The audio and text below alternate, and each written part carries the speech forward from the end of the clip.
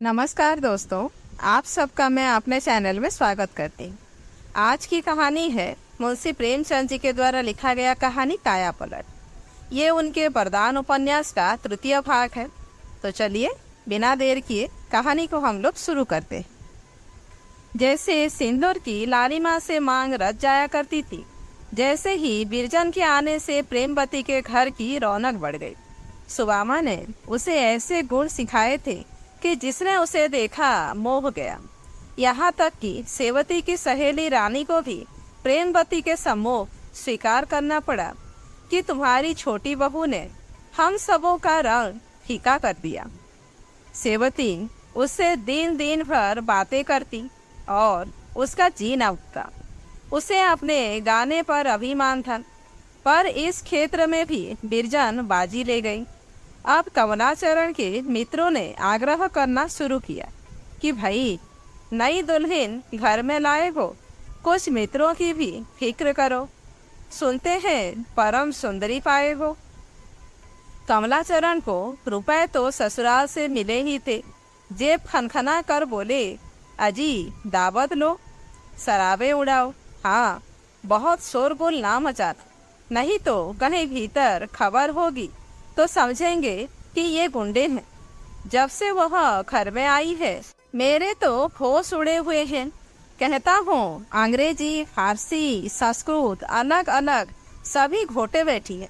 डरता हूँ कहीं अंग्रेजी में कुछ पूछ बैठी या फारसी में बातें करने लगे, मुंह ताकने के सिवाय और क्या करूँगा। इसलिए अभी जी बचाता फिरता हूँ। यूँ तो कमलाचरण के मित्रों की संख्या अपरिमित थी।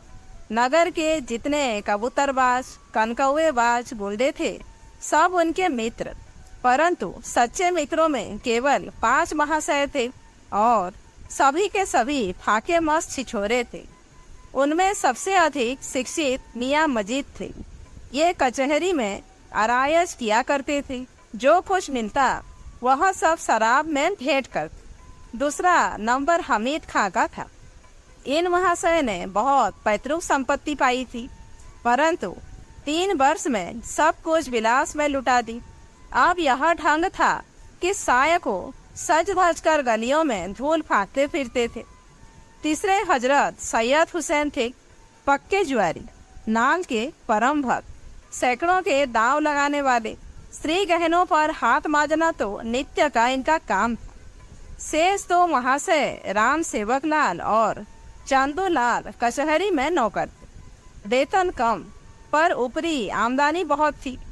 आधी सुरापान की भेंट करते, आधी भोग विलास में उड़ाते।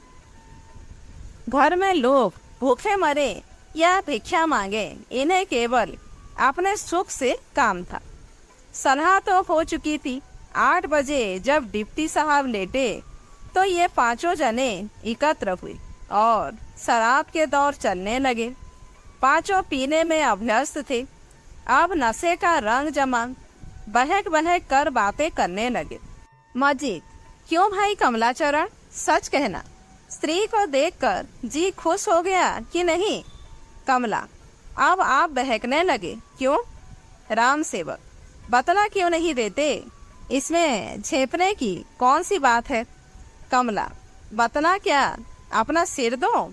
कभी सामने जाने का संयोग भी हुआ हो? कल किवाड़ की दरार से एक बार देख लिया, अभी तक चित्र आंखों पर फिर रहा है। चंदूलाल, मित्र तुम बड़े भाग्यवान हो। कमला, ऐसा व्याकुल हुआ कि गिरते गिरते बचा, बस परी समझ गई। मजीद, तो भाई यह दोस्ती किस दिन काम आएगी? एक नज़र हमें भी दिखाओ। सैयद, बेशक दोस्ती के यही मानी है कि आपस में कोई पर्दा ना रहे। चंदूलाल, दोस्ती में क्या पर्दा? अंग्रेजों को देखो, बीवी डोली से उतरी नहीं कि यार दोस्त हाथ मिलाने लगे। राम सेवक, मुझे तो बिना देखे चैन ना आएगा। कमला, एक धप लगाकर जीभ काट ली जाएगी, समझे? राम सेवक, कोई चिंता नहीं, आंखें तो देखने को रहेंगी। मजीद, भाई कमलाचरण, बुरा मानने की बात नहीं, अब इस वक्त तुम्हारा फर्ज है कि दोस्तों की फरमाइश पूरी करो। कमला: अरे तो मैं नहीं कब करता हूँ। चंदूलाल: वाह मेरे सेठ, यही मर्दों की सी बातें हैं। तो हम लोग बन ठान कर आ जाएं, क्यों?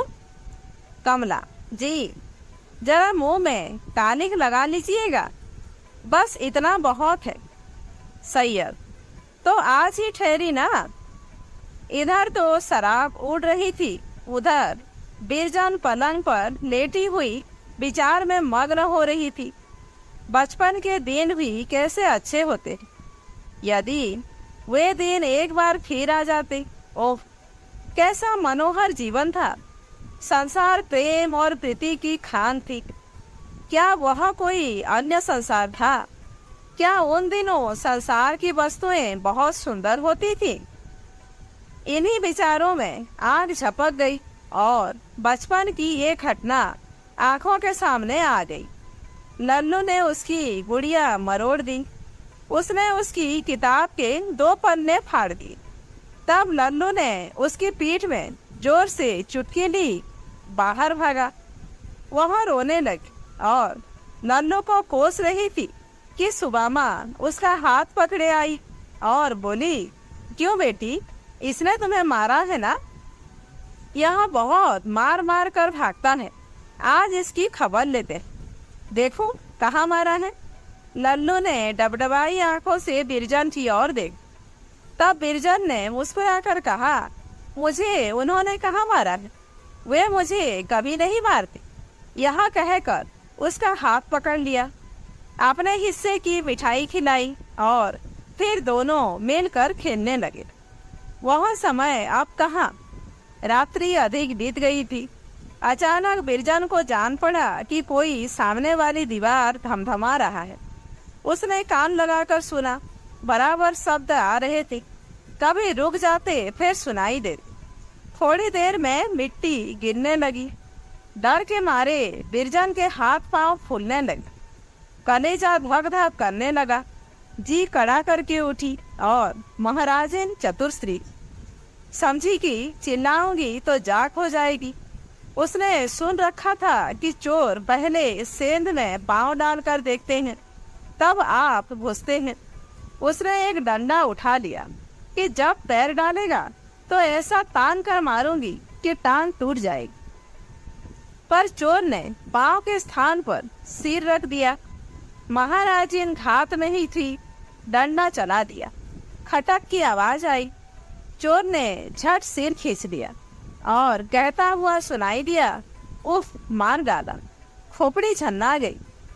फिर कई मनुष्यों के हंसने की ध्वनि आई और तत्पश्चात सन्नाटा हो गया। इतने में और लोग भी जाग पड़े और शेष रात्रि बातचीत में व्यतीत हुई। प्रातः काल जब कमलाचरण घर में आए तो नेत्र लाल थे और सिर में सुजन थी।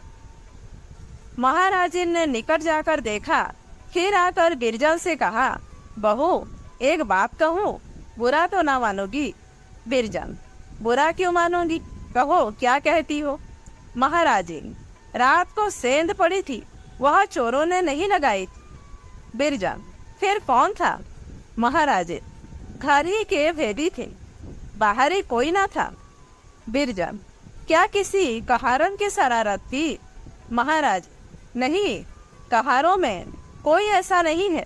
बिरजल: फिर कौन था, स्पष्ट क्यों नहीं कहती? महाराज: मेरी जान में तो छोटे बाबू थे। मैंने जो लकड़ी मारी थी वहां उनके सिर में लगी, सिर फूला हुआ है।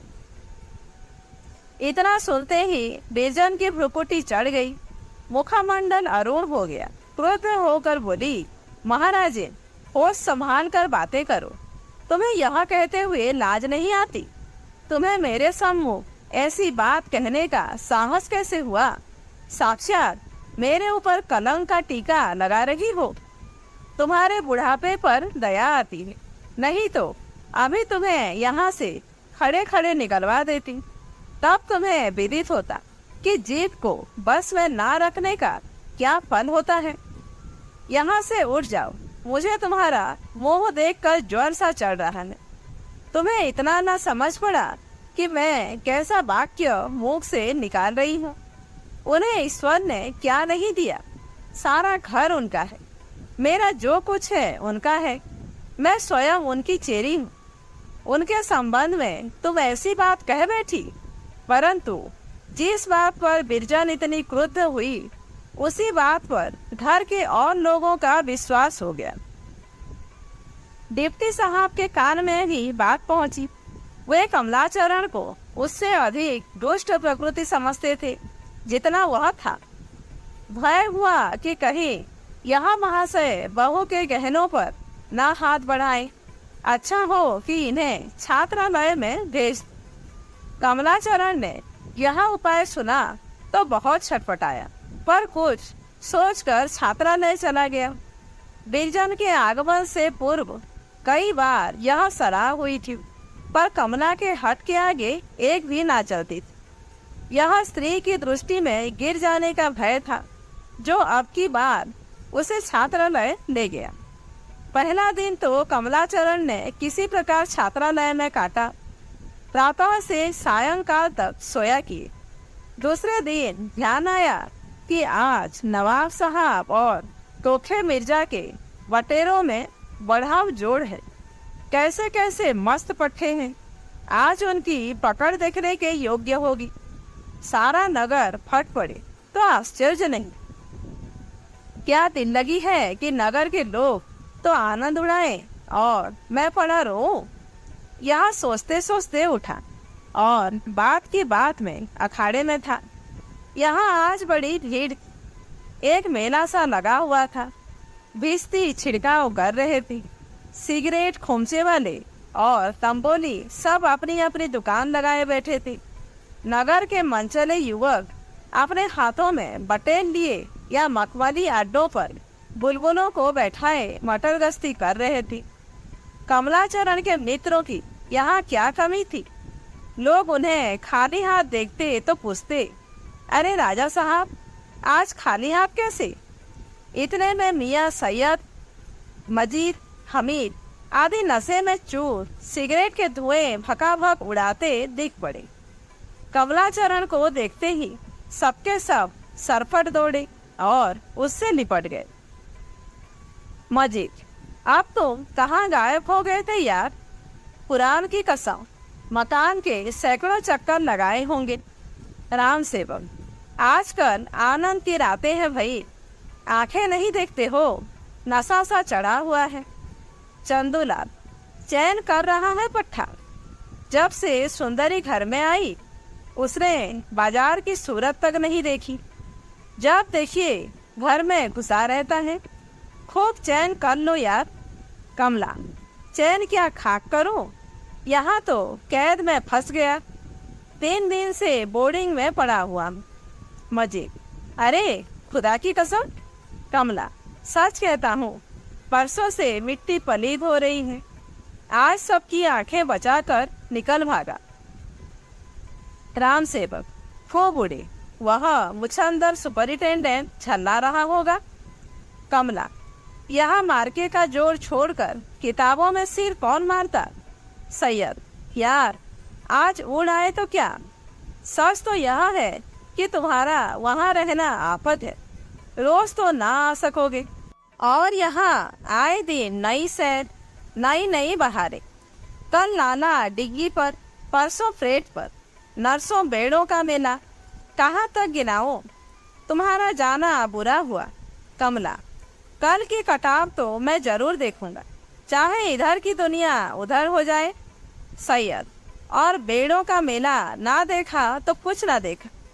तीसरे पहर कमलाचरण मित्रों से विदा होकर उदासवन छात्रालय की ओर चला। मन में एक चोर सा बैठा हुआ था। द्वार पर पहुंचकर झांकने लगा कि सुपरिटेंडेंट साहब ना हो तो लपक कर कमरे में हो रहूं। तो यह देखता है कि वह भी बाहर की ओर आ रहे हैं। चित्त को भली भांति दृढ़ करके भीतर बैठा। सुपरिटेंडेंट साहब ने पूछा, अब तक कहाँ थे। एक काम से बाजार गया था। यहाँ बाजार जाने का समय नहीं है। मुझे ज्ञात नहीं था, अब ध्यान रखूंगा। जब कमला चारपाई पर लेटा तो सोचने लगा, यार आज तो बच गया, पर उत्तम तभी हो कि कल बचो और परसों भी महाशय की आंख में धूल डाले। कल का दृश्य वस्तुतः दर्शनीय होगा। पतंग आकाश में बातें करेंगे और लंबे लंबे पैच होंगे।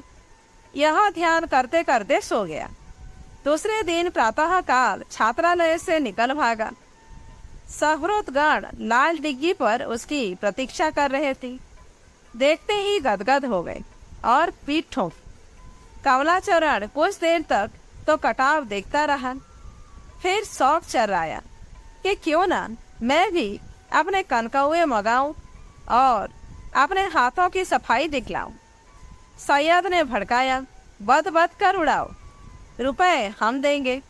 चट घर पर आदमी दौड़ा दिया। पूरा विश्वास था कि अपने माझे से सबको परास्त कर दूंगा, परंतु जब आदमी घर से खाली हाथ आया तब तो उसकी देह में आग सी लग गई। हंटर लेकर दौड़ा और घर पहुंचते ही कहारों को एक और से सटर सटर पिटना आरंभ किया। बेचारे बैठे हुक्का तमाकू कर रहे थे। निरपराध अचानक हंटर पड़े तो चिल्ला चिल्ला कर रोने लगे। सारे मोहल्ले में एक कोलाहल मच गया। किसी को समझ ही में ना आया कि हमारा क्या दोष है। वहाँ कहारों का भली भांति सत्कार करके कमलाचरण अपने कमरे में पहुंचा, परंतु वहाँ की दुर्दशा देखकर क्रोध और भी प्रज्वलित हो गया। पतंग कटे हुए थे, चरखियाँ टूटी हुई थी, मांझे लच्छियाँ उलझ पड़ी थी, मानो किसी आपत्ति ने इन यवन योद्धाओं का सत्यानाश कर दिया था। समझ गया कि अवश्य यह माता जी की करतूत थी। क्रोध से लाल माता के पास गया और उच्च स्वर में बोला, क्या माँ, तुम सचमुच मेरे प्राण ही लेने पर आ गई हो? 3 दिन हुए कारागार में भिजवाया, पर इतने पर भी चित्त को संतोष न हुआ। मेरे विनोद की सामग्रियों को नष्ट कर डाला, क्यों? प्रेमवती विस्मय से, मैंने तुम्हारी कोई चीज नहीं छुई, क्या हुआ? कमला बिगड़कर, झूठों के मुख में कीड़े पड़ते हैं। तुमने मेरी वस्तुएं नहीं छुई तो किसको साहस है जो मेरे कमरे में जाकर मेरे कनकौए और चरखियां सब तोड़ फोड़ डाले? क्या इतना भी नहीं देखा जाता? प्रेमवती, ईश्वर साक्षी है, मैंने तुम्हारे कमरे में पाँव भी नहीं रखा। चलो देखो कौन कौन चीजें टूटी है। यह कहकर प्रेमवती तो इस कमरे की ओर चली और कमला क्रोध से हरा आंगन में खड़ा रहा कि इतने में माधवी बिरजन के कमरे से निकली और उसके हाथ में एक चिट्ठी देकर चली गई। लिखा हुआ था, अपराध मैंने किया है, अपराधीन मैं हूँ, जो दंड चाहे दीजिए। यह पत्र देखते ही कमला भीगी बिल्ली बन गया और दबे पांव बैठक की ओर चला। प्रेमवती पर्दे की आड़ से सिसकते हुए नौकरों को डांट रही थी। कमलाचरण ने उसे मना किया और उसी क्षण कुछ और कनकौए जो बचे हुए थे स्वयं फाड़ डाले। चरखियां टुकड़े टुकड़े कर डाली और डोर में दिया सलाई लगा दी। माता के ध्यान ही में नहीं आता था कि क्या बात है। कहाँ तो अभी अभी इन्हीं वस्तुओं के लिए संसार सिर पर उठा लिया था और कहाँ आप ही उसका शत्रु हो गया। समझी शायद क्रोध से ऐसा कर रहा। मनाने लगी, पर कमला की आकृति से क्रोध तनिक भी प्रकट न होता था। स्थिरता से बोला, क्रोध में नहीं हूँ, आज से दृढ़ प्रतिज्ञा करता हूँ कि पतंग को कभी न उड़ाऊंगा। मेरी मूर्खता थी, इन वस्तुओं के लिए आपसे झगड़ बैठा। जब कमलाचरण कमरे में अकेला रह गया तो सोचने लगा, निस्संदेह मेरा पतंग उड़ाना उन्हें नापसंद है, इससे हार्दिक घृणा है, नहीं तो मुझ पर यह अत्याचार कदापि ना करती। यदि एक बार उनसे भेंट हो जाती तो पूछता कि तुम्हारी क्या इच्छा है, पर कैसे मुंह दिखाऊं। एक तो महामूर्ख, 30 पर कई बार अपनी मूर्खता का परिचय दे चुका। सेंध वाली घटना की सूचना उन्हें अवश्य मिली होगी। उन्हें मुख दिखाने के योग्य नहीं रहा। अब तो यही उपाय है कि ना तो उनका मुख देखो, ना अपना दिखाओ, या किसी प्रकार कुछ विद्या सीखो। हाय, इस सुंदरी ने कैसा स्वरूप पाया है। स्त्री नेहा अप्सरा जान पड़ती है। क्या अभी वह दिन भी होगा जबकि वह मुझसे प्रेम करेगी? क्या लाल लाल रसीले अधर है, पर है कठोर हृदय। दया तो उसे छू नहीं गई। कहती है जो दंड दो, यदि पा जाओ हृदय से लगा लो। अच्छा, तो अब आज से पढ़ना चाहिए। यह सोचते सोचते उठा और दरवाजा खोलकर कबूतरों को उड़ाने लगा। सैकड़ों जोड़े थे, एक से एक बढ़ चढ़कर। आकाश में तारे बन जाए तो दिन भर उतरने का नाम ना ले। नगर कबूतरबाज एक एक जोड़ पर गुलामी करने को तैयार थे, परंतु क्षण मात्र में सबके सब उड़ा दिया। जब दरबार खाली हो गया तो कहारों को आज्ञा दी कि इसे उठा ले जाओ और आग में जला दो। छत्ता भी गिरा दो, नहीं तो सब कबूतर जाकर उस पर बैठेंगे। कबूतरों का काम समाप्त करके बटेरों और बुलबुलों की ओर चले और उनको भी कारागार से मुक्त कर दिया। बाहर तो यह चरित्र हो रहा था, भीतर प्रेमवती छाती पीट रही कि लड़का न जाने क्या करने पर तत्पर हुआ है। बीरजन को बुलाकर कहा, बेटी, बच्चे को किसी प्रकार रोको, न जाने उसने मन में क्या ठानी है। यह कहकर रोने लगी। बीरजन को भी संदेह हो रहा था कि अवश्य इनकी कुछ और नियत है, नहीं तो यह क्रोध क्यों। यद्यपि कमला दुर्व्यसनी था, दुराचारी था, कुचरित्र था, परंतु इन सब दोषों के होते हुए भी उसमें एक बड़ा गुण भी था जिसका कोई स्त्री अवहेलना नहीं कर सकती। उसे बीरजन से प्रीति थी और इसका गुप्त रीति से कई बार परिचय भी मिल गया था। यही कारण था जिसने बीरजन को इतना गर्वशील बना दिया। उसने कागज निकाला और यह पत्र बाहर भेजा। प्रियतम, यह कोप किस पर है? केवल इसलिए कि मैंने 2-3 कनकौए फाड़ डाले। यदि मुझे ज्ञात होता कि आप इतनी सी बात पर ऐसे क्रुद्ध हो जाएंगे तो कदापि उन पर हाथ न लगाते, पर अब तो अपराध हो गया, क्षमा कीजिए। यह पहला कसूर है आपकी बीरजन। कमलाचरण यह पत्र पाकर ऐसा प्रबोधित हुआ मानो सारे जगत की संपत्ति प्राप्त हो गई। उत्तर देने की इच्छा हुई, पर लेखनी ही नहीं उठती थी। ना प्रशस्ति मिलती है, ना प्रतिष्ठा, ना आरंभ का विचार आता, ना समाप्ति का। बहुत चाहते हैं कि भावपूर्ण लहलहाता हुआ पत्र लिखो, पर बुद्धि तनिक भी नहीं दौड़ती। आज प्रथम बार कमलाचरण को अपनी मूर्खता और निरक्षरता पर रोना आया। शोक, एक सीधा सा पत्र भी मैं नहीं लिख सकता। इस विचार से वह रोने लगा और घर के द्वार सब बंद कर लिए कि कोई देख ना दे। तीसरे पहर जब मुंशी श्यामाचरण घर आए तो सबसे पहली वस्तु जो उनकी दृष्टि में पड़ी वह आग का अलावा था। विस्मित होकर नौकरों से पूछा, यह अलावा कैसा? नौकरों ने उत्तर दिया, सरकार, दरवा जल रहा है। मुंशी जी भुड़क कर, इसे क्यों जलाते हो? आप कबूतर कहाँ रहेंगे? कहा, छोटे बाबू की आज्ञा है कि सब दरबे जला दो। मुंशी जी, कबूतर कहाँ गए? कहा, सब उड़ा दी, एक भी नहीं रखा। कनकौए सब फाड़ डाले, डोर जला दी, बड़ा नुकसान किया। कहारों ने अपनी समझ में मारपीट का कहा लिया। बेचारे समझे कि मुंशी जी इस नुकसान के लिए कमलाचरण को बुरा भला कहेंगे, परंतु मुंशी जी ने यह समाचार सुना तो भौचक्के से रह गए। उन्हीं जानवरों पर कमलाचरण प्राण देता। आज अकस्मात क्या काया पलट हो गई? अवश्य कुछ भेद है। कहार से कहा, बच्चे को भेज दो। 1 मिनट में कहार ने आकर कहा, हजूर, दरवाजा भीतर से बंद है। बहुत खटखटाया, बोलते ही नहीं।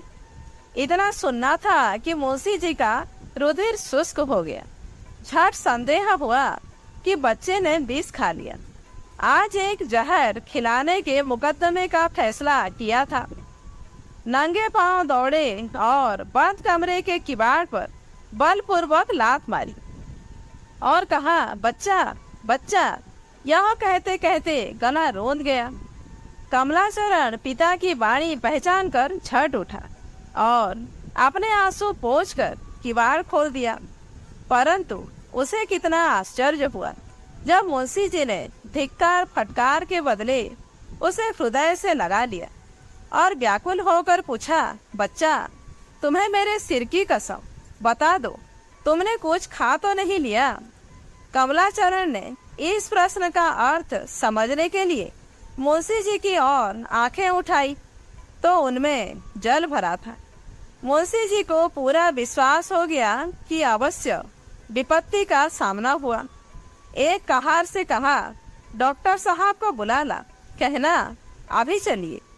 अब जाकर दुर्बुद्धि कमलाचरण ने पिता की इस घबराहट का अर्थ समझा।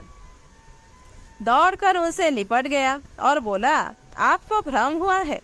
आपके सिर की कसम, मैं बहुत अच्छी तरह हूँ, परंतु डिप्टी साहब की बुद्धि स्थिर न थी। समझे, यह मुझे रोक कर विलम्ब करना चाहता है। विनीत भाव से बोले, बच्चा, ईश्वर के लिए मुझे छोड़ दो, मैं संदूक से एक औषधि ले आऊं। मैं क्या जानता था कि तुम इस नियत से छात्रालय में जा रहे हो। कमलाचरण, ईश्वर साक्षी से कहता हूँ, मैं बिल्कुल अच्छा हूँ। मैं ऐसा लज्जावान होता तो इतना मूर्ख क्यों बना रहता। आप व्यर्थ ही डॉक्टर साहब को बुला रहे हैं। मुंशी जी कुछ कुछ विश्वास करके तो किवाड़ बंद कर क्या करते थे? कमलाचरण, भीतर से एक पत्र आया था, उत्तर लिख रहा था। मुंशी जी, और यहाँ कबूतर वगैरह क्यों उड़ा दिए? कमला, इसीलिए कि निश्चिंता पूर्वक पढ़ो।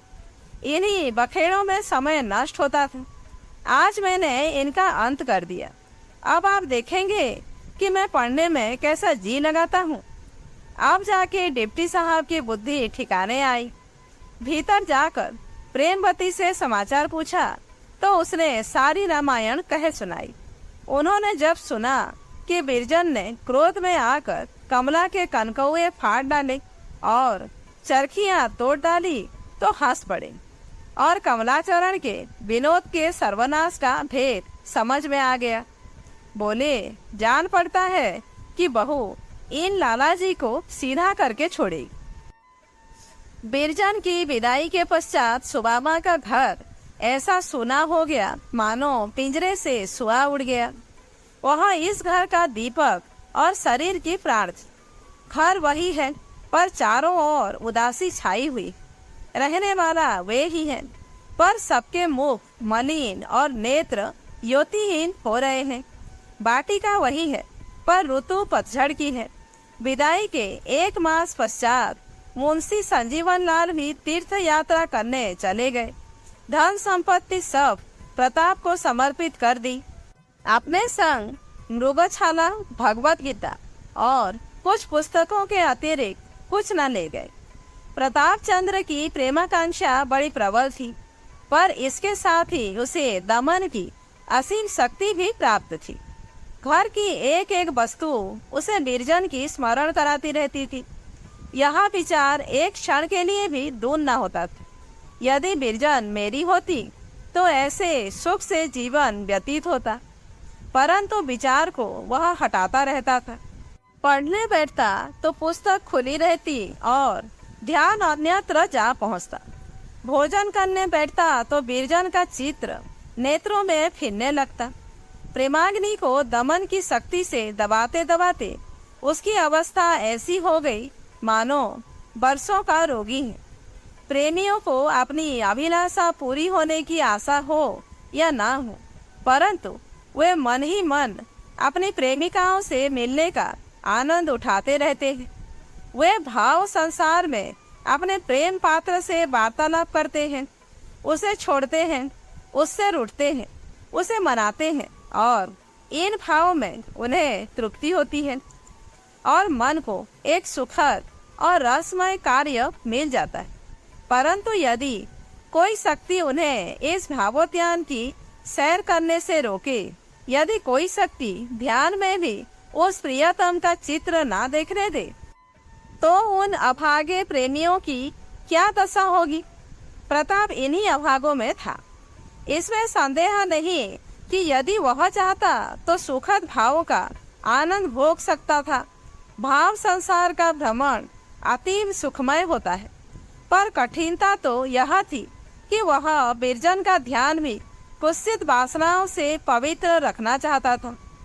उसकी शिक्षा ऐसे पवित्र नियमों से बंधी हुई थी और उसे ऐसे पवित्र आत्माओं और नीतिपरायण मनुष्यों की संगति से लाभ उठाने का अवसर मिले थे कि उसकी दृष्टि में विचार की पवित्रता की भी उतनी ही प्रतिष्ठा थी जितनी आचार की पवित्रता की। यह कब संभव था कि वह बिरजन को, जिसे कई बार बहन कह चुका था और जिसे अब भी बहन समझने का प्रयत्न करता रहता था, ध्यानावस्था में भी ऐसे भाव का केंद्र बनाता जो कुवासनाओं से भले ही शुद्ध हो, पर मन की दूषित आवेगों से मुक्त नहीं हो सकते थे।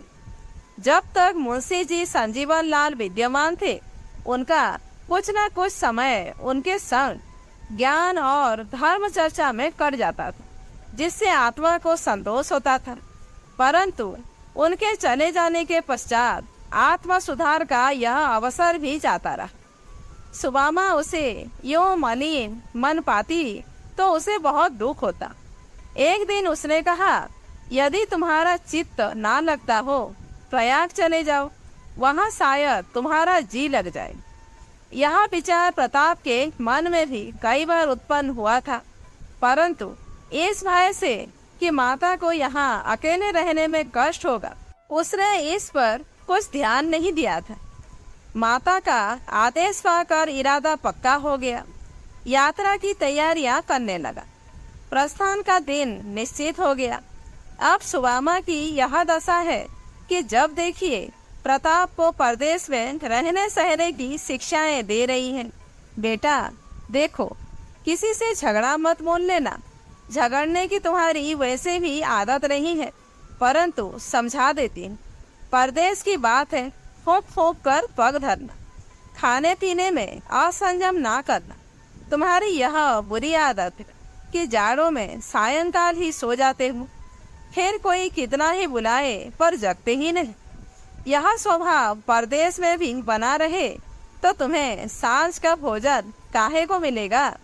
दिन को थोड़ी देर के लिए सो लिया करना। तुम्हारी आंखों में तो दिन को जैसे नींद नहीं आती। उसे जब अवकाश मिला, बेटे को ऐसी समयोजित शिक्षाएं दिया करती।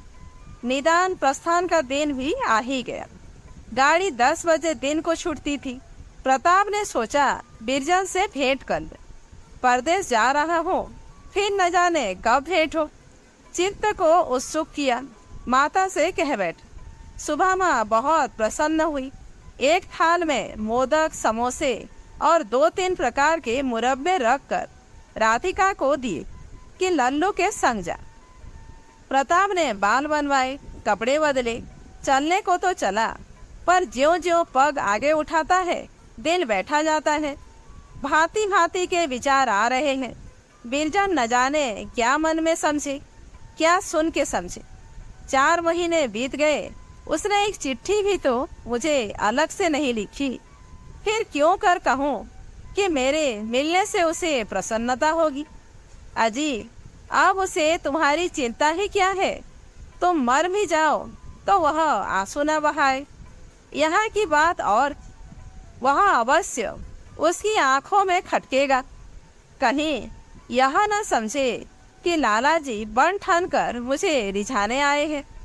इसी सोच विचार में गढ़ता चला जाता तो यहाँ तक कि श्यामाचरण का मकान दिखाई देने लगा। कमला मैदान टहल रहा था। उसे देखते ही प्रताप की वह दशा हो गई कि जो किसी चोर की दशा सिपाही को देखकर होती है। झट एक घर की आड़ में छिप गया और राधिया से बोला, तू जा, ये वस्तुएं दे आ, मैं कुछ काम से बाजार जा रहा हूँ, लौटता हुआ आऊँगा।